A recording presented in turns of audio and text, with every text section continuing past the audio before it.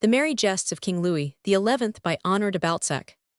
King Louis XI was a merry fellow loving a good joke, and the interests of his position as king, and those of the church on one side, lived, jovially giving chase to soiled doves as often as to hares, and other royal game. Therefore the sorry scribblers who have made him out a hypocrite showed plainly that they knew him not, since he was a good friend, good at repartee, and a jollier fellow than any of them.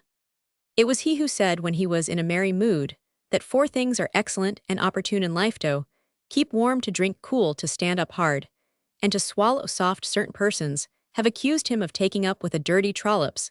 This is a notorious falsehood, since all his mistresses, of whom one was legitimized, came of good houses, and had notable establishments. He did not go in for waste and extravagance, always put his hand upon the solid.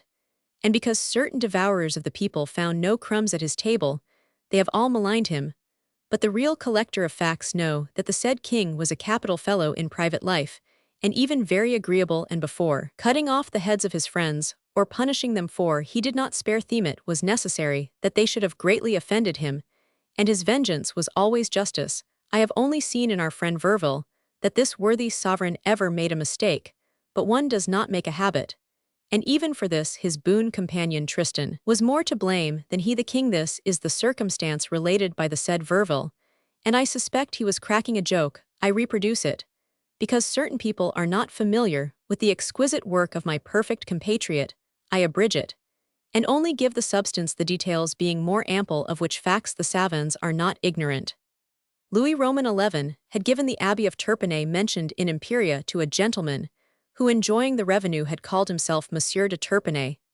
It happened that the king, being at Plescles Tours, the real abbot, who was a monk, came and presented himself before the king, and presented also a petition remonstrating with him that canonically and monastically he was entitled to the abbey, and that the usurping gentleman wronged of his right, and therefore he called upon his majesty to have justice done to him. Nodding his peruke, the king promised to render him contented. This monk, importunate as are all hooded animals, came often at the end of the king's meals, who bored with the holy water of the convent, called friend Tristan, and said to him, "Old fellow, there is here a Turpinay who angers me. Rid the world of him for me." Tristan, taking a frock for a monk, or a monk for a frock, came to this gentleman, whom all the court called Monsieur de Turpinay, and having accosted him, managed to lead him to one side, and taking him by the buttonhole, gave him to understand that the king desired he should die. He tried to resist, supplicating to escape, but in no way could he obtain. Hearing he was delicately strangled between the head and shoulders, so that he expired, and 3 hours afterwards, Tristan told the king that he was discharged. It happened 5 days afterwards, which is the space in which souls come back again, that the monk came into the room where the king was. And when he saw him, he was much astonished. Tristan was present. The king called him, and whispered into his ear, "You have not done that which I told you to. Saving your grace, I have done it. Turpinay is dead." I meant this monk. I understood the gentleman. "What is it done then?" "Yes, sire." "Very well." Then turning towards the monk, "Come here, monk." The monk approached the king, said to him, "Kneel down." The poor monk began to shiver in his shoes. But the king said to him, "Thank God that he has not willed that you should be killed, as I had ordered. He who took your estates has been instead. God has done you justice. Go and pray God for me, and don't stir out of your convent." That proves the good-heartedness of Louis XI. He might very well have hanged the monk, the cause of the error. As for the said gentleman, he died in the king's service. In the early days of his sojourn at Plescles Tours, King Louis, not wishing to hold his drinking bouts and give vent to his rakish propensities in his chateau out of respect to Her Majesty, a kingly delicacy which his successors have not possessed, became enamored of a lady named Nicole Beaupertais, who was, to tell the truth, wife of a citizen of the town. The husband he sent into Ponant, and put the said Nicole in a house near Chardonneret, in that part, which is the Rue Quincungrogny, because it was a lonely place far from other habitations. The husband and the wife were thus both in his service, and he had by La Beaupertais a daughter, who died a nun. This Nicole had a tongue as sharp as a popinjay's, was of stately proportions, furnished with large beautiful cushions of nature, firm to the touch, white as the wings of an angel, and known for the rest to be fertile in peripatetic ways, which brought it to pass that never with her was the same thing encountered twice in love, so deeply Had she studied the sweet solutions of the science, the manners of accommodating the olives of Poissy, the expansions of the nerves, and hidden doctrines of the breviary, the which much delighted the king, she was as gay as a lark, always laughing and singing, and never made anyone miserable, which is the characteristic of women of this open and free nature, who have always an occupation, an equivocal one. If you like, the king often went with the hailfellows his friends to the lady's house, and in order not to be seen, always went at night time, and without his suite, but being always distrustful and fearing some snare, he gave to Nicole all the most savage dogs he had in his kennels, beggars, that would eat a man without saying by your leave, the which royal dogs knew only Nicole, and the king, when the sire came Nicole, let them loose in the garden, and the door of the house being sufficiently barred, and closely shut, the king put the keys in his pocket, and in perfect security, gave himself up with his satellites to every kind of pleasure, fearing no betrayal, jumping about at will, playing tricks, and getting up good games upon these occasions. Friend Tristan watched the neighborhood, and anyone who had taken a walk on the Mall of Chardonneret would be rather quickly placed in a position in which it would have been easy to give the passers-by a benediction with his feet, unless he had the king's pass, since often would Louis send out in search of lasses for his friends or people to entertain him with the amusements suggested by Nicole or the guests. People of Tours were there for these little amusements, to whom he gently recommended silence, so that no one knew of these pastimes until after his death. The farce of Béza's Mon Cul was, it is said, invented by the said sire. I will relate it, although it is not the subject of this tale, because it shows the natural comicality and humor of this merry monarch. They were at Tours 3 well-known misers. The first was Master Cornelius, who is sufficiently well known. The second was called Peckard, and sold the giltwork-colored papers and jewels used in churches. The third was Hight Marchando, and was a very wealthy vinegrower. These two men of Touraine were the founders of good families, notwithstanding their sordidness. One evening that the king was with Beaupertais in a good humor, having drunk heartily, joked heartily, and offered early in the evening his prayer in Madame's oratory, he said to La Dame, his crony, to the Cardinal La Balue, and to old Dunois, who were still soaking, "Let us have a good laugh. I think it will be a good joke to see misers before a bag of gold, without being able to touch it high there." Hearing which appeared one of his varlets. "Go," said he, "seek my treasurer, and let him bring hither 6,000 gold crowns at once, and you will go and seize the bodies of my friend Cornelius, of the jeweler of the Rue de Signes, and of old Marchando, and bring them here by order of the king." Then he began to drink again, and to judiciously wrangle as to which was the better, a woman with a gamey odor, or a woman who soaped herself well all over, a thin one or a stout one. And as the company comprised the flower of wisdom, it was decided that the best was the one a man had all to himself, like a plate of warm mussels. At that precise moment, when God sent him a good idea to communicate to her, the cardinal asked, which was the most precious thing to a lady, the first or the last kiss, to which La Beaupertais replied, that it was the last, seeing that she knew then what she was losing, while at the first she did not know what she would gain. During these sayings, and others which have most unfortunately been lost, came the 6,000 gold crowns, which were worth all 300,000 francs of today. So much do we go on decreasing in value every day. The king ordered the crowns to be arranged upon a table, and well lighted up, so that they shone like the eyes of the company, which lit up involuntarily, and made them laugh in spite of themselves. They did not wait long for the three misers, whom the varlet led in pale and panting, except Cornelius, who knew the king's strange freaks. "Now then, my friends," said Louis to them, "have a good look at the crowns on the table." And the three townsmen nibbled at them with their eyes.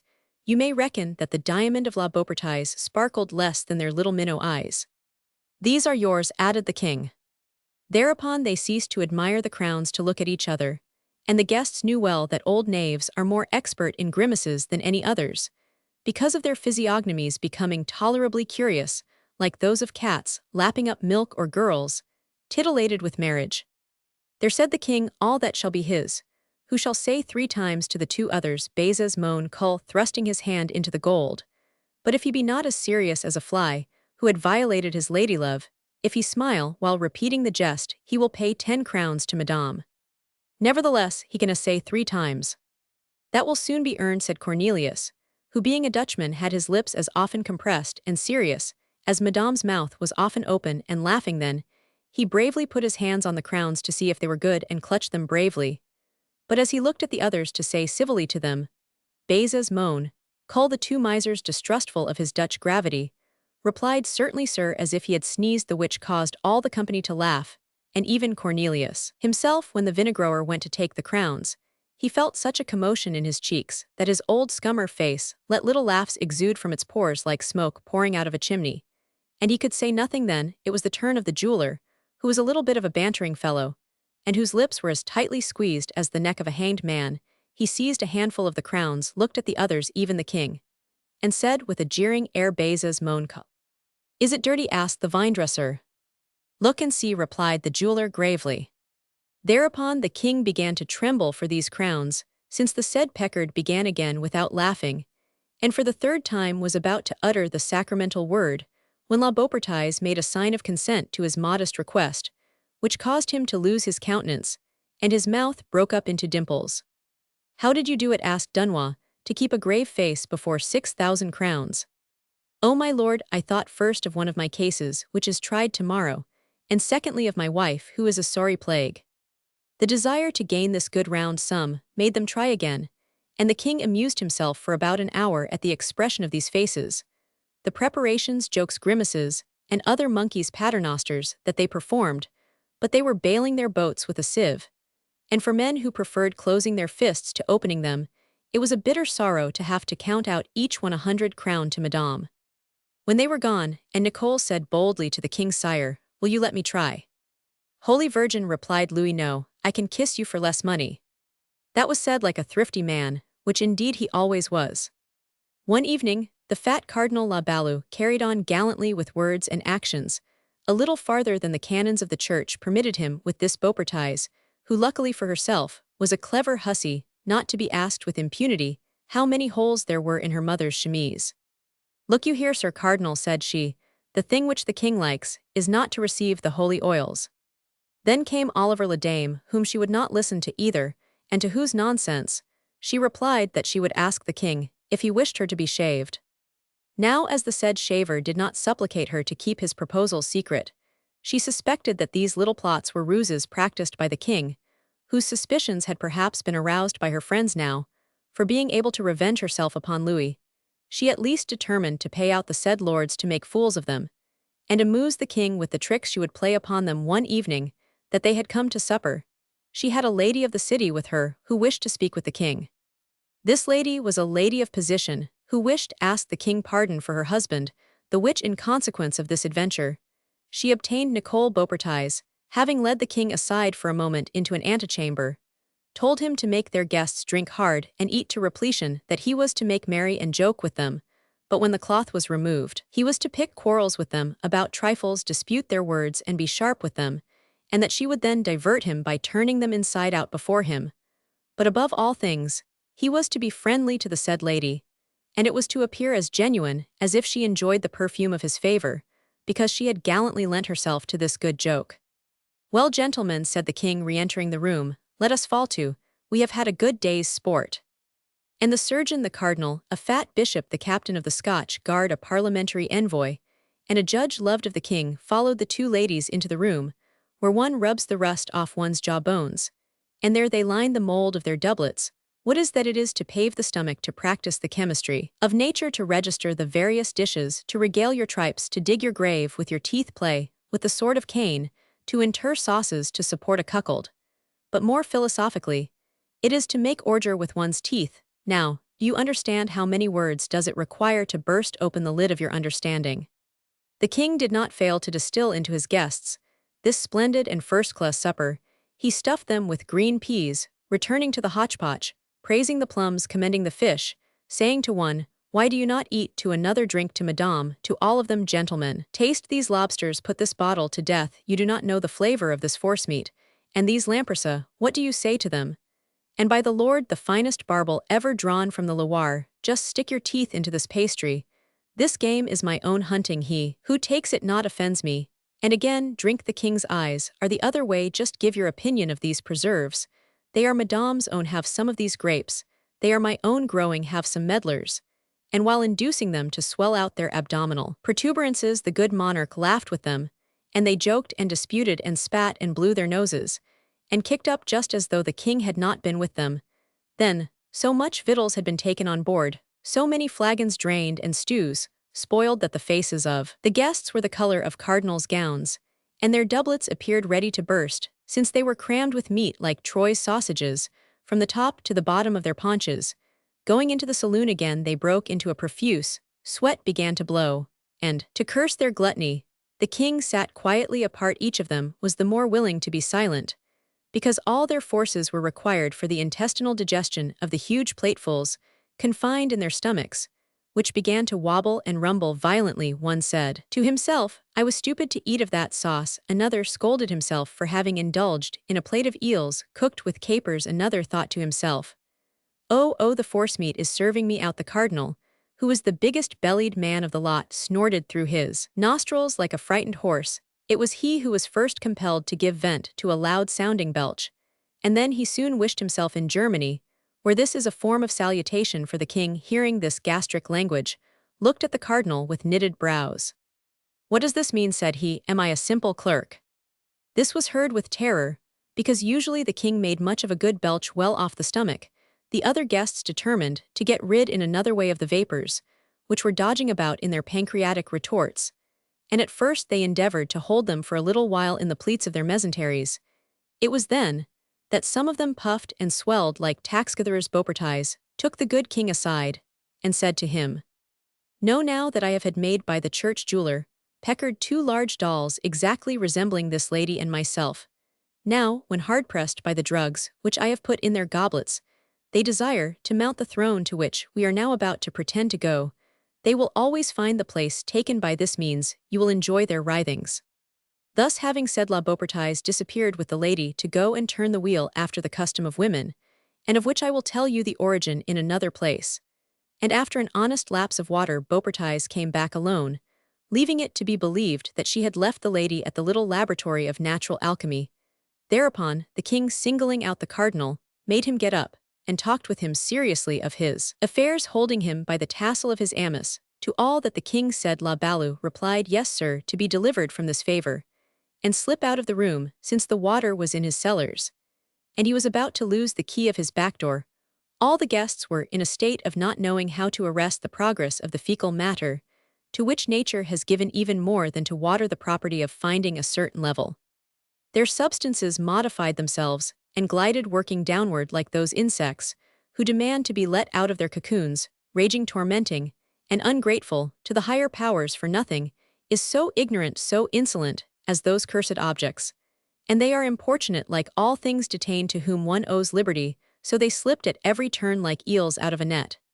And each one had need of great efforts and science, not to disgrace himself before the king. Louis took great pleasure in interrogating his guests, and was much amused with the vicissitudes of their physiognomies, on which were reflected the dirty grimaces of their writhings. The councillor of justice said to Oliver, "I would give my office to be behind a hedge for 6 seconds. Oh, there is no enjoyment to equal a good stool, and now I am no longer astonished at sempiternal droppings of a fly," replied the surgeon. The cardinal, believing that the lady had obtained her receipt from the bank of deposit, left the tassels of his girdle in the king's hand, making a start, as if he had forgotten to say his prayers, and made his way towards the door. "What is the matter with you, Monsieur le Cardinal?" said the king. "By my halidame, what is the matter with me? It appears that all your affairs are very extensive, sire." The cardinal had slipped out, leaving the others astonished at his cunning. He proceeded gloriously towards the lower room, loosening a little the strings of his purse. But when he opened the blessed little door, he found the lady at her functions upon the throne like a pope about to be consecrated. Then, restraining his impatience, he descended the stairs to go into the garden. However, on the last steps, the barking of the dogs put him in great fear of being bitten in one of his precious hemispheres, and not knowing where to deliver himself of his chemical produce, he came back into the room shivering like a man who has been in the open air. The others, seeing the cardinal return, imagined that he had emptied his natural reservoirs, unburdened his ecclesiastical bowels, and believed him happy. Then the surgeon rose quickly as if to take note of the tapestries, and count the rafters, but gained the door before anyone else, and relaxing his sphincter in advance, he hummed a tune on his way to the retreat. Arrived there, he was compelled, like La Balou, to murmur words of excuse to this student of perpetual motion, shutting the door with as promptitude as he opened it. And he came back burdened with an accumulation which seriously impeded his private channels, and in the same way went to guests one after the other, without being able to unburden themselves of their sauces, as soon again found themselves all in the presence of Louis XI as much distressed, as before looking at each other slyly understanding each other better, with their tails, than they ever understood with their mouths, for there is never any equivoque in the transactions of the parts of nature, and everything therein is rational, and of easy comprehension seeing that it is a science which we learn at our birth. I believe, said the cardinal to the surgeon, that lady will go on, until tomorrow. What was La Beaupertuys about to ask such a case of diarrhea here? She's been an hour working at what I could get done in a minute. May the fever seize her, cried Oliver le Dame. All the courtiers seized with colic were walking up and down, to make their importunate matters patient, when the said lady reappeared in the room. You can believe they found her beautiful and graceful, and would willingly have kissed her there where they so longed to go, and never did they salute the day with more favor than this lady. The liberator of the poor unfortunate bodies, La Balou, rose the others from honor, esteem, and reverence of the church, gave way to the clergy, and biding their time, they continued to make grimaces at which the king laughed to himself with Nicole, who aided him to stop the respiration of these loose-boweled gentlemen. The good Scotch captain, who more than all the others had eaten of a dish in which the cook had put an aperient powder, became the victim of misplaced confidence. He went ashamed into a corner, hoping that before the king his mishap might escape detection. At this moment, the cardinal returned horribly upset, because he had found La Beaupertuys on the episcopal seat, now in his torments, not knowing if she were in the room. He came back, and gave vent to a diabolical oath on beholding her near his master. What do you mean? Exclaimed the king, looking at the priest, in a way to give him the fever. Sire, said La Balou, insolently, the affairs of purgatory are in my ministry, and I am bound to inform you that there is sorcery going on in this house. Ah, little priest, you wish to make game of me, said the king. At these words, the company were in a terrible state. So you treat me with disrespect, said the king, which made them turn pale. Ho there, Tristan, my friend, cried Louis Roman XI, from the window, which he threw up suddenly. Come up here. The grand provost of the hotel was not long before he appeared, and as these gentlemen were all nobodies raised to their present position by the favor of the King, Louis, in a moment of anger, could crush them at will, so that with the exception of the cardinal who relied upon his cassock, Tristan found them all rigid and aghast. Conduct these gentlemen to the praetorium on the Mall, my friend. They have disgraced themselves through overeating. Am I not good at jokes? Said Nicole to him. The farce is good, but it is fetid, replied he, laughing. This royal answer showed the courtiers that this time the king did not intend to play with their heads, for which they thanked heaven the monarch was partial to these dirty tricks. He was not at all a bad fellow, as the guests remarked, while relieving themselves against the side of the Mall, with Tristan, who like a good Frenchman kept them company, and escorted them to their homes. This is why since that time, the citizens of Tours had never failed to defile the Mall of Chardonneret, because the gentlemen of the court had been there. I will not leave this great king without committing to writing this good joke, which he played upon La Gaudrand, who was an old maid, much disgusted that she had not during the 40 years she had lived been able to find a lid to her saucepan, enraged in her yellow skin, that she still was as virgin as a mule. This old maid had her apartments on the other side of the house, which belonged to La Beaupertuys at the corner of the Rue de Hierusalem, in such a position that standing on the balcony joining the wall, it was easy to see what she was doing and hear what she was saying in the lower room where she lived. And often, the king derived much amusement from the antics of the old girl, who did not know that she was so much within the range of his Majesty's culverin. Now one market day, it happened that the king had caused to be hanged a young citizen of Tours who had violated a noble lady of a certain age. Believing that she was a young maiden, there would have been no harm in this, and it would have been a thing greatly to the credit of the said lady to have been taken for a virgin. But on finding out his mistake, he had abominably insulted her, and suspecting her of trickery, had taken it into his head to rob her of a splendid silver goblet. In payment of the present, he had just made her. This young man had long hair and was so handsome that the whole town wished to see him hanged, both from regret and out of curiosity. You may be sure that at this hanging there were more caps than hats. Indeed, the said young man swung very well, and after the fashion and custom of persons hanged, he died gallantly with his lance couched, which fact made a great noise in the town. Many ladies said on this subject that it was a murder not to have preserved so fine a fellow from the scaffold. Suppose we were to put this handsome corpse in the bed of La Gaudegrande, said La Beaupertuise to the king. We should terrify her, replied Louis. Not at all, sire, be sure that she will welcome even a dead man, so madly does she long for a living one. Yesterday I saw her making love to a young man's cap placed on the top of a chair, and you would have laughed heartily at her words and gestures. Now while this 40-year-old virgin was at vespers, the king sent to have this young townsman, who had just finished the last scene of his tragic farce, taken down, and having dressed him in a white shirt, 2 officers got over the walls of La Gaudegrande's garden, and put the corpse into her bed on the side nearest the street. Having done this, they went away, and the king remained in the room with the balcony to it, playing with Beaupertuise, and awaiting an hour at which the old maid should go to bed. La Gaudegrande soon came back with a hop, skip, and jump, as the Turanians say, from the church of St. Martin, from which she was not far, since the Rue de Hierusalem touches the walls of the cloister. She entered her house, laid down her prayer book, chaplet and rosary, and other ammunition which these old girls carry, then poked the fire and blew it, warmed herself at it, settled herself in her chair, and played with her cat for want of something better. Then she went to the larder, supping and sighing, and supping, eating alone, with her eyes cast down upon the carpet, and after having drunk behaved in a manner forbidden in court society. Ah, the corpse said to her, God bless you. At this joke of luck of La Beaupertuise, both laughed heartily in their sleeves, and with great attention.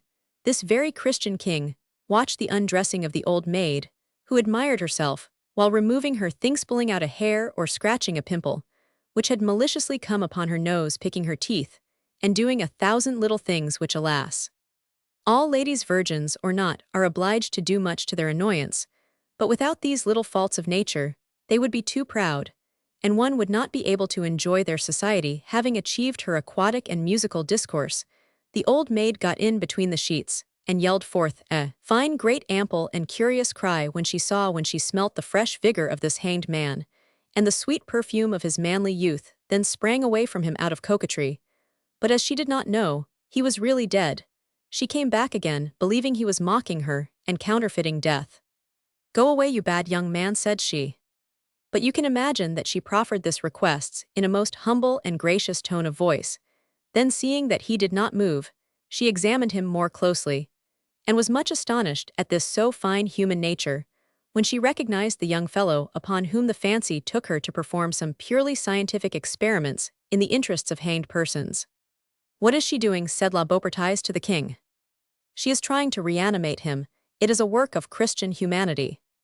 And the old girl rubbed and warmed this fine young man, supplicating Holy Mary the Egyptian to aid her to renew the life of this husband, who had fallen so amorously from heaven, when suddenly looking at the dead body, she was so charitably rubbing, she thought she saw a slight movement in the eyes. Then she put her hand upon the man's heart and felt it beat feebly, at length, from the warmth of the bed, and of affection, and by the temperature of old maids, which is by far more burning than the warm blasts of African deserts. She had the delight of bringing to life that fine, handsome young fellow, who by lucky chance had been very badly hanged. See how my executioners serve me, said Louis, laughing. Ah, said La Beaupertuise, you will not have him hanged again, he is too handsome. The decree does not say that he shall be hanged twice, but he shall marry the old woman. Indeed, the good lady went in a great hurry to seek a master leech, a good bleeder who lived in the abbey, and brought him back directly. He immediately took his lancet and bled the young man, and as no blood came out, ah, said he, it is too late, the transshipment of blood in the lungs has taken place. But suddenly this good young blood oozed out a little, and then came out in abundance, and the hempen apoplexy, which had only just begun, was arrested in its course. The young man moved, and came more to life. Then he fell from natural causes into a state of great weakness and profound sadness, prostration of flesh and general flabbiness. Now the old maid, who was all eyes, and followed the great and notable changes which were taking place in the person of this badly hanged man, pulled the surgeon by the sleeve, and pointing out to him by a curious glance of the eye the piteous cause, said to him, will he for the future be always like that? Often, replied the voracious surgeon. Oh, he was much nicer hanged. At this speech the king burst out laughing, seeing him at the window. The woman and the surgeon were much frightened, for this laugh seemed to them a second sentence of death for their poor victim. But the king kept his word and married them, and in order to do justice, He gave the husband the name of the Sieur de Mortsauf in the place of the one he had lost upon the scaffold. As La Gaudgrand had a very big basket of crowns, they founded a good family in Touraine which still exists, and is much respected since Roman 1000 de Mortsauf faithfully served Louis XI on different occasions, only he never liked to come across gibbets or old women, and never again made amorous assignations in the night. This teaches us to thoroughly verify and recognize women, and not to deceive ourselves in the local difference which exists between the old and the young, for if we are not hanged for our errors of love, there are always great risks to run.